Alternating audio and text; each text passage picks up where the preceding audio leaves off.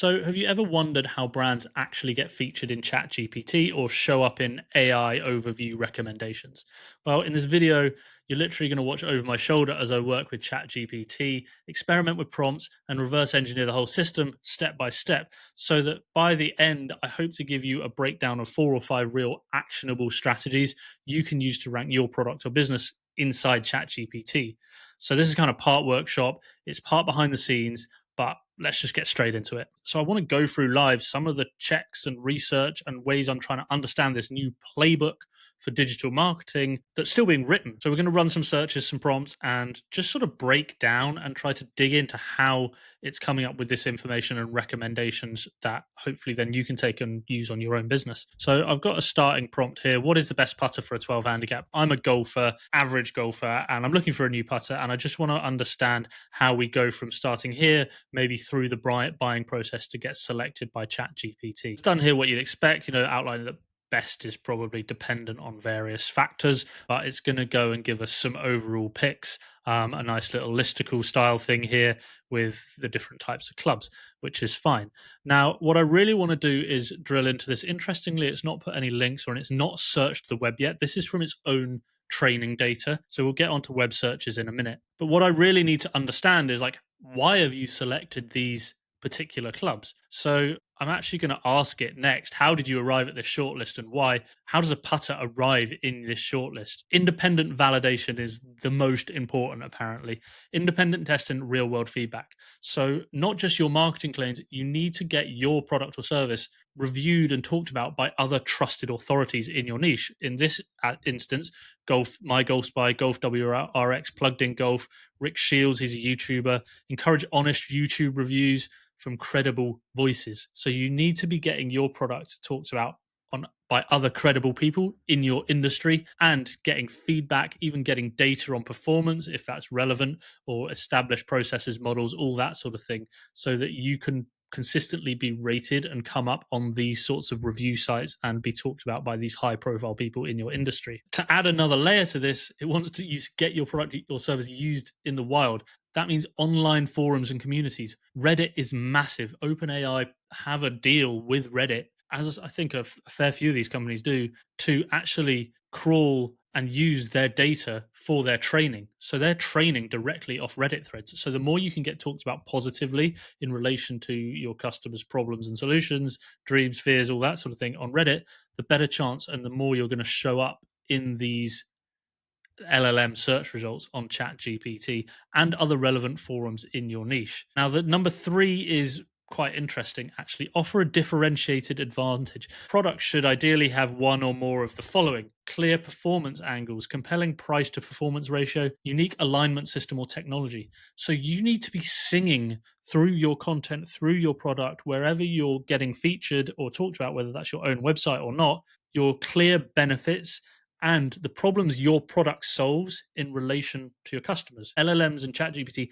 they need context over your differentiation and how you solve problems for customers the best. And then the next layer below that, transparency and data. So making sure there's plenty of specs, there's testing data, testimonials and feedback are the easiest one for everyone. Making sure you've got real life reviews on specific UGC review sites, whether that's Google reviews, Trustpilot, whatever that is for your niche, making it easy for this product to be objectively compared, and any marketing claims, any reviews elsewhere can be confirmed and backed up by real users and real people of these products. So you can actually see this little summary of your steps here: get reviewed, prove performance, build traction, stand out, be transparent. So when you talk about SEO for AI, you're really talking about search everywhere optimization. You need your product, your service to be shown in a credible light everywhere around the internet.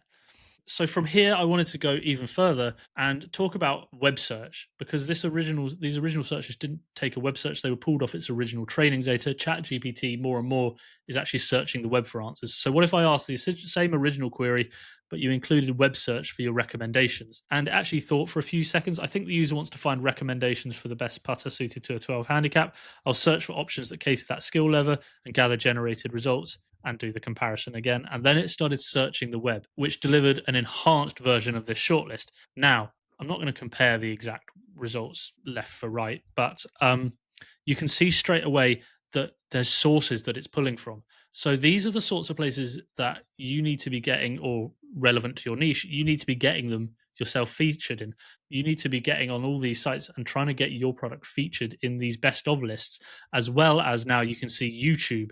YouTube and Reddit are massive ones for this trading, for these web searches and for training data. You can see a forum in here as well. That's, again, this is where it's pulling and confirming and comparing data and information about products. So even when it's searching the web, it's going through a very similar process as its training data, probably looking at your marketing materials, looking at your website, and looking to compare that against other reviews, other sources of information, to try and see whether you're a credible candidate to solve this problem or answer this query for a user. So then I was starting to think, okay, so what's the overarching theory about getting your product recommended by LLMs? SEO, we have topical authority. I just mentioned search everywhere optimization or something else, and just wanted to kind of brainstorm that with ChatGPT as well.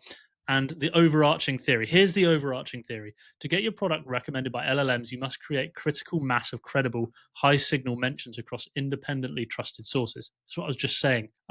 This isn't SEO in a classical sense. It's more like semantic influence mapping, where the model learns what's trustworthy, consistent, and broadly endorsed across your diverse sources. So your whole goal now needs to be building yourself as a trustworthy, consistent, and endorsed solution across a diverse range of sources, your own marketing materials, other authorities in your industry, and UGC generated content, as it's going to go on to here. It's got here topical authority beats domain authority. If your brand or product consistently shows up in the context of trusted discussions about its topics, it becomes a part of the LLM's mental model. This is topical authority, but it's not about owning a website. So topical authority isn't just about producing a ton of blog content to make your own website the authority on something. It's about becoming an authority around the web. Search everywhere, not just search engine optimization. And this could be in multiple contexts as well: text articles, video transcripts from YouTube, forum posts, structured data. So what's this strategy called? Everyone's trying to work out this playbook. I like search everywhere optimization. It's easier than semantic reputation, AI orientated influence, LLM priming. I quite like LLM priming. That's quite a nice phrase. Traditional SEO is about producing blog content and generating traffic, plus topical authority. We've kind of already hit on topical authority a little bit already. What place, if any, does this have in helping or not to show up in ChatGPT recommendations and results? Now, I think there's clearly a shift here in that we can't just keep on writing hundreds and thousands of blog posts just to drive traffic to websites and monitoring results and measuring results based on, look how much traffic I generated for a website. There needs to be more nuance to the content you're putting out and the results you're trying to drive. So signal amplification is being highlighted as one, reinforcing your brand product topic relationship. So building that authority as an expert in your niche, and then using that content to get cited as a brand, get brand citations, I guess, and links in relevant blogs and authorities and other publishers, as well as in places like Reddit, again showing up.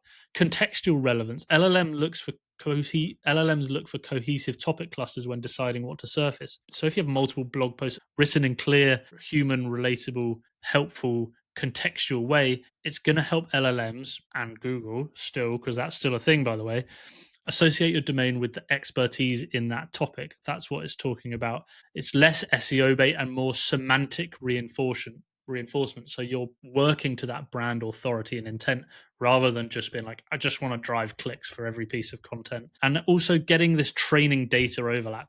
So you want to be continually, I guess, burgeoning into this PR space as well, cited and quoted by others and featured in public knowledge sources, Wikipedia, Medium, Reddit, review sites, getting your brand awareness out there, this more holistic approach to your marketing, so that your brand is affiliated, is merged, it becomes one entity with your product or service or industry. Your brand name stands out as the brand leader because you're everywhere and you're a credible knowledge source of your industry. You want to be providing new, helpful, original, useful information for people, not just spamming content out there. So low visibility, low impact. If you're only keeping content inside your own little universe and you're not spreading it out into the world, and it's only sitting in your own echo chamber of your website, it doesn't drive any influence. It's just being published and sitting there gathering dust. So you need to push it out into the world. So yes, blog content still plays a role, but it now depends on building signals of credibility, expertise, and real world use rather than just a straight up traffic funnel.